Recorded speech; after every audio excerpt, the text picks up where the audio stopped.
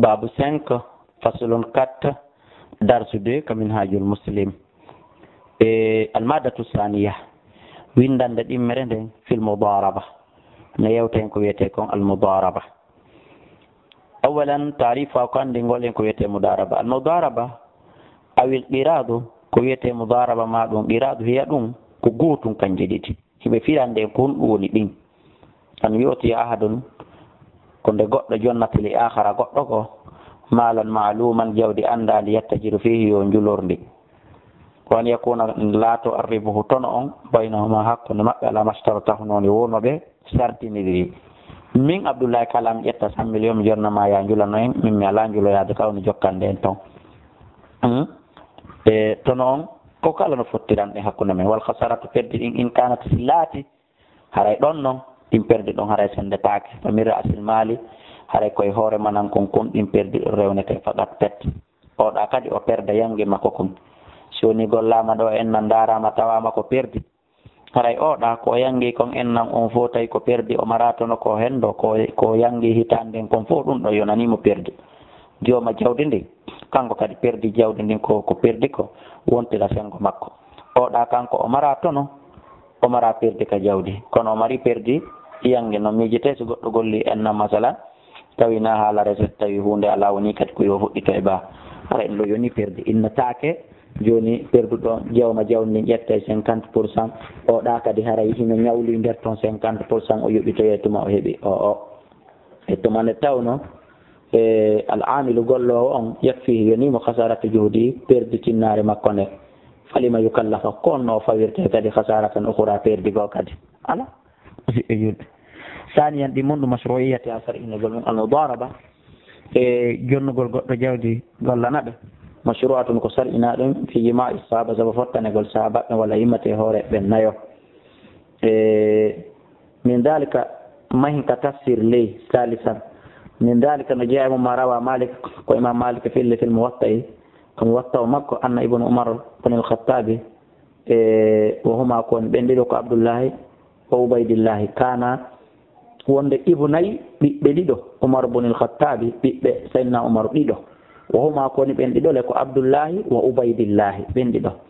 kana ɓe laatike gado marra ɓe feƴƴirma be Abi Musa al-Ash'ari bi Basra ko wiyeteɗon Basra fa atahuma malan on okki ɓe jawdi li yusilahu fiyo ɓe naɓu ɓe hewtinoyande ila Umar faade ko Sayyidina Umar radiyallahu anhu amiril mu'minina thumma ashara alayhima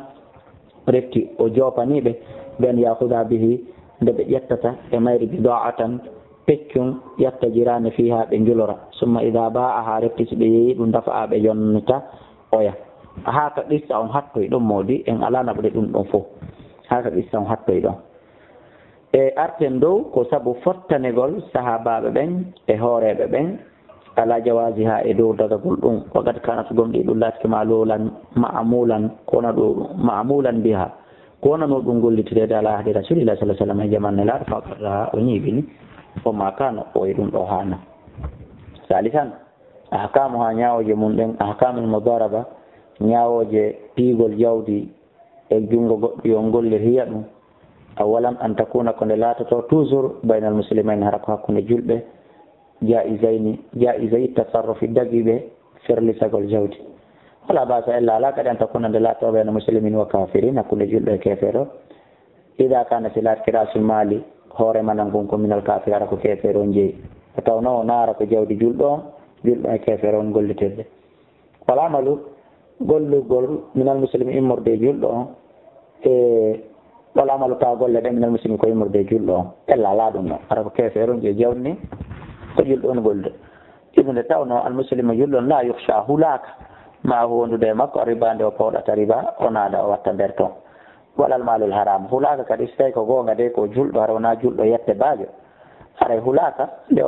o wattata nder toon jawdi harmude hulaka kadi nde o jam foto ɗoyta saniyan an yakuna nde laato ra'sul mali hoore manan konko maaluma hara ko anda ɗum salisan an yuayyana nde toɓɓete nasibul amil geɓal gollowo min arribi morde toon chaque fin de mois gollowo no mari tel e nder tono on ha chaque fin de année ma chaque ñallal masalan فإن لم يعيناه سيدة تؤتاك لهم فللعامل هرين ودني قول لهم أجر تمالين جد قول لمكة ولرب المال هرين ودني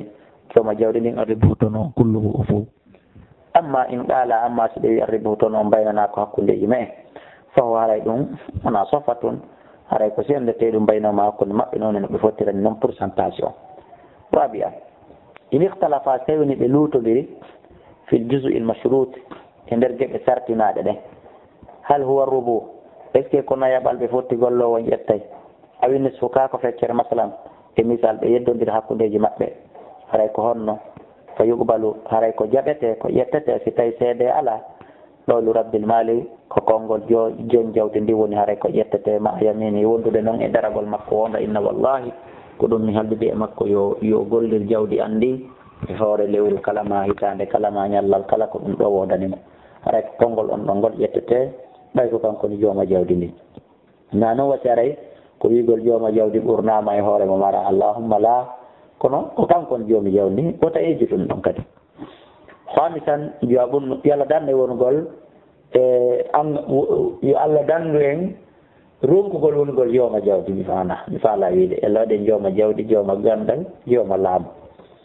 hamisan jawabun no laysa lil amil hanana gollowo on an yudariba fi mali rajulin nde o gollidata nde o waɗata kan kadi e jawdi fi mali rajulin e nder jawdi neɗɗo akhara goɗɗo goo ida kana silati yadurru lorra bi malil awal jawdi arano saymi mi jonnima 1 milliard ya gollan en sellata ka ƴetta 1 million goɗɗo watta nder ton si tawi tuusay deransay golleeli andi ha illa ida adna lahu siona yananamo sahibuhu l awwal ɓimmojo makko arana on fi dalika e ɗum basin mi jonnima 1 milliard an on kono si oɗa wiftanima 1 million ida wawi ƴettude waɗon condition ji ɗin toon kadi hakkunde mon toon kono ko simi yaani dey min adiɗo jonnude jawdi ndin ɗi taharini darari saabu harmugol lorrindiral ngal henan muslimi hakkunde julɓe ɓe so adi tan jeega bu ɗum laaɓi saabu sendatake arribahu toon o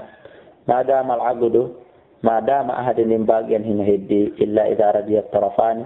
si wona cenɗe ɗen ɗiɗi kala suɓo weltora bil ismati sendugol ngol watta faga alayha ɓe fotta e hoore kala koye ɓiyo sende so wona ɗum madama eɓe golludire to noon koye acce ɗon saabi an jeɗɗa bunnu rasu mali ko hoore manan konkon yujubaru ɗum ko wattete ɗum daiman e toujours min arribi e immorde e toon on fala yastahiqu hanana al amilu gollo on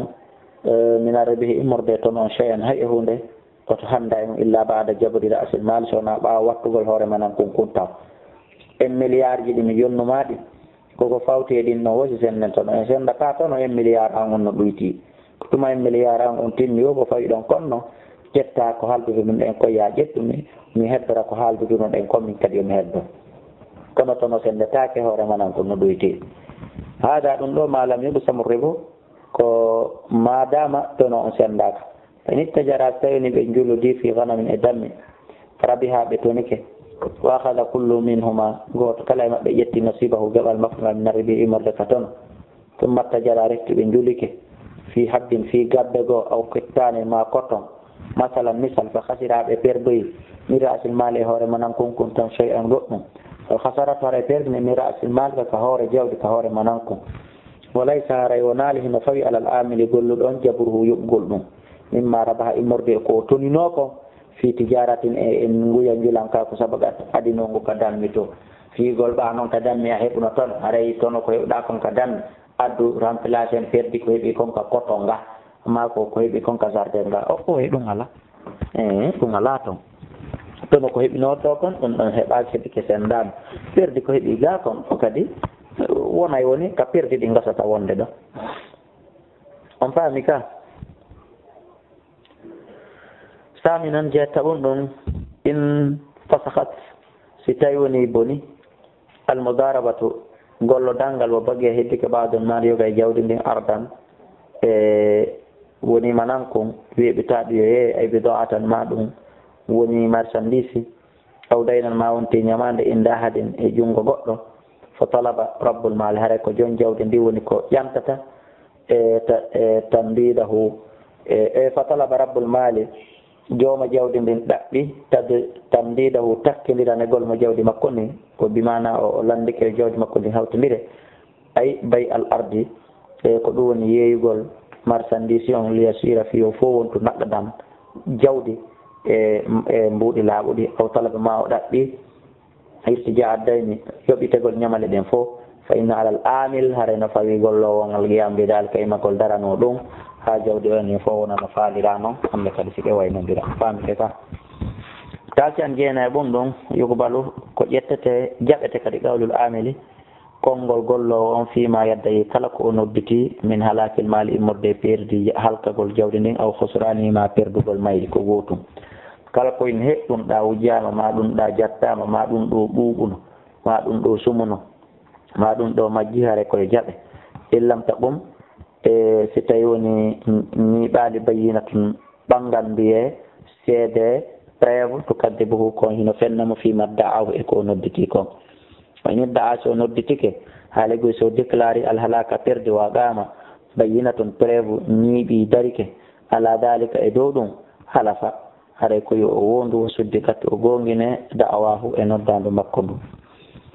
mana e déclaration makko on fino famire moƴƴa almadatu salisa innande tataɓere men filma saakati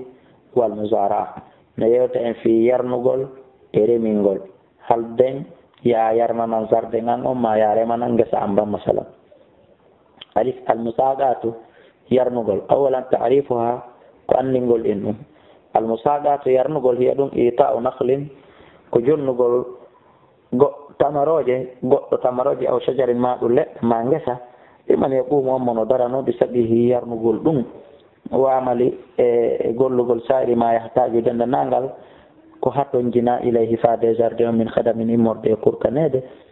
bi juzu'in e sabu jonnegol geɓal in joddi maalumin andandi min samari immorde dimɗe ɗen toon mo sha'an hara kadi ko sakita ɗum feŋñina ɗum fihi e nder muɗum saniya hukumu ha ñawre mum nden almusaqatu yarnugol jaisat ko dagi ɗum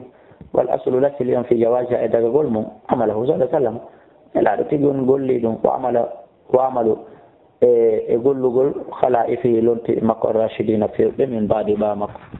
waɗa akhraja Bukhari gom imam Bukhari yaltini ka deftere makko an ibn Umar ko ƴetta senna Umar radiyallahu anhuma ko ƴetta Abdullah ibn Umar anna nabiyya on annabajo sallallahu alaihi wasallam amala o golluɗon ahla Khaybara yimɓe Khaybara ɓe be shatri sabu hendagol feccere ma yakhruju ko yantata ko min ha toon ay min ardi Khaybara immorde leydi Khaybara ndi min zar'in immorde remuruji wa samrin e dimɓe kama amda hadihi l muamala wono continiri e ngal ɗo gollodal min mbaadi ɓawa makko Aboubacry wa Omar wa Ousmane wa Ali radiyallahu anhu salisa ahkamu ha ñawre mum nde ahkamul musaqati ñawore yarnugol hiya ɗum awalan ana nun on e kono kone latto an nahlu tamaroje ɗen aw shajaru ma leɗɗe ɗen maluman ko andaɗe inde Ibrahim al Abdi sanga ahadi ndin gollete sanga ahadi ndin siñete fala tajisi yonata al musaqatu yarnugol fi majhulin e hunde majjande haray ɗawa yarnanoyde la ngesa mba nokkel kaari ngesa man ko honno foti woɗɗurgol ko honno mba foti janɗude andaka khashatal gharari fi kulol wota jamfa wa huwa ɓay jamfa kan haramun ko harnuɗum saniyan ɗin mun wane kono kone laato al jusu mo uta geɓal jonnete ngal ngal lil amil gollowo on joddininta ɗum kadi ganda maaluman ko anda ɗum ka rubu'in aw khumusin masalan harano anda ko nayaɓal ko yaltata kon e jardin on ma jowaɓal ma sappaɓal misal wan yakunu ende laatoto mo sha'an ta ɗum kadi ko sakitiɗum fi jamin nahli e nder dendanangal tamaroje ɗen hay sujari ma leɗɗe ɗen wona wigol haray ko kala haray geɓal makko ngal koye fi tamaro yiɗa so rimi ko ɗon ittirtake ɗe tamaroje ɗa sikinno ronkurimude masalan ɗiɗe tumande tawno law hosira si tawi woni geɓal ngal darnama moɓama fi nahlin e tamaro hi wuti o sojarin ma leɗɗe hasin hertiɗe kadi wismiru gomɗiɗe hino rima waɗa la wismiru gomɗiɗe ronkarimude kadi ka so fi dal saray woni ɗum ɗon kadi wara ɗum hoɗo yuharrimuhu l'islam islam no harmini ɗum salisan tata ɗum ɗum alal amil no fawi gollo on yogumande o dara noon to bi kulli ma yalzimu kala ko tawata hino ngannimo hino waɗɗimo li islahi nahli fi ko wata moƴƴinde tamaroje ɗen awi sojare ma leɗɗe ɗen jardin on mangoje ɗen lemuneje ɗen piyaje ɗen mimma jara kala immorde ko dogi ko anda mimma jaral arfu ko mboka kan dogi e muɗum ko aada on dogi e muɗum an yaquma bihi yo daranu ɗum al amilu gollo on fil masaqati e yarnugol ñaawigol ko ɓe o darani ke ɗum dawa kino kala ko annda kon hi mo yarnayi o ƴoogoyay horay o wicce o hibbay o rondoto na yo wimmi ƴoogayde kono mi rondota ko ma mi rondoto mi naɓa kono mi ƴoogata o raabi annayi mum ɗum in kanati laatike alal ardi koye hoore leydi al mutati e ndi o jonna ndin harajin geɓal aw daribatun ma ɗum waɗande fahiya ɗum alal malik rayno fawi jeyɗo on dunal amili wona gollowo on ittumantenono alharaju kala geɓal awi dariba ma geɓal ko waɗa ko muta allakun ko wengi ɗum bil asli e lasli on mimana e nene on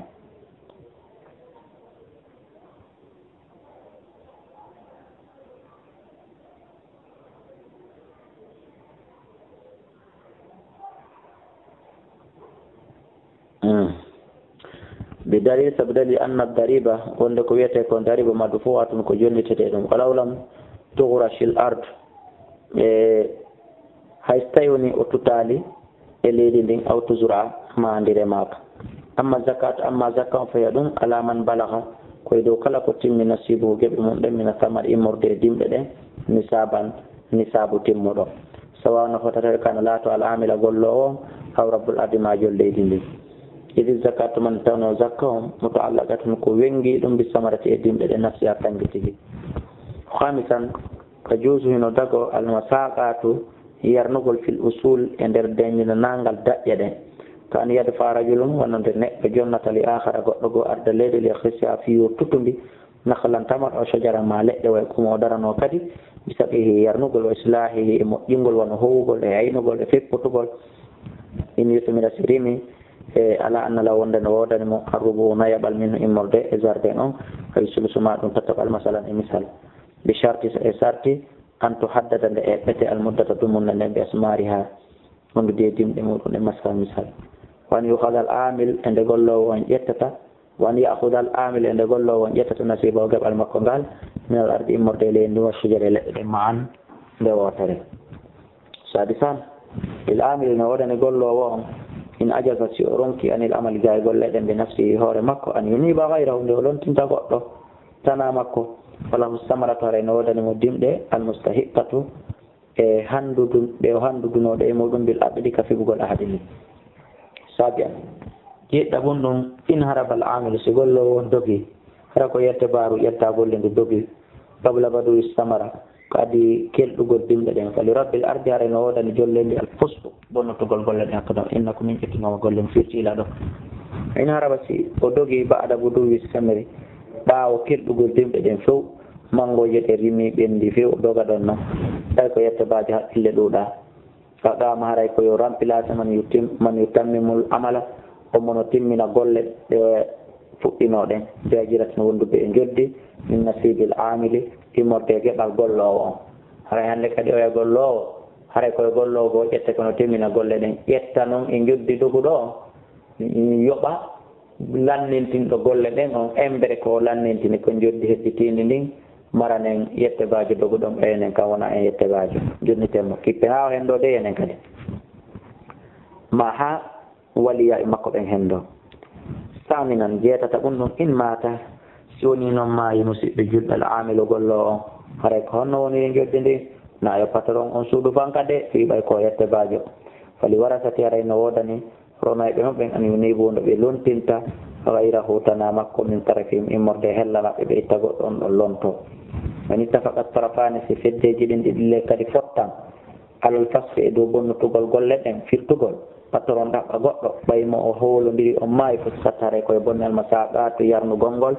kono noon ko wonnude e yoɓugol fure on embere golle ko golli kon yetta waliyaɓe gasayɓe mo ronude ɓe musidɓe julɓe haray ko ni woniri islam ɗina islam kanka acca hay e hunde ɗiɗo golleli hay fi kala ɗi ala marsude hakkundeji men ɗiɗo ɗuuɗa gollitirede hakkunde men kono islam no yeeti fu muɗum feññini wallini haray ko ɗoni darsu men on kala ko goɗɗo faala landitade ma faala jarnude ma faala falbitude daiman wa abadan miɗo acca numéro téléphone ji ɗi 631 60 53 09 même numéro e réseau ji ɗin fof si wona areba email o Facebook ko waɗa Elhaji Abdoulaye Kala @yahoo.fr wallahu a'la wa a'lam.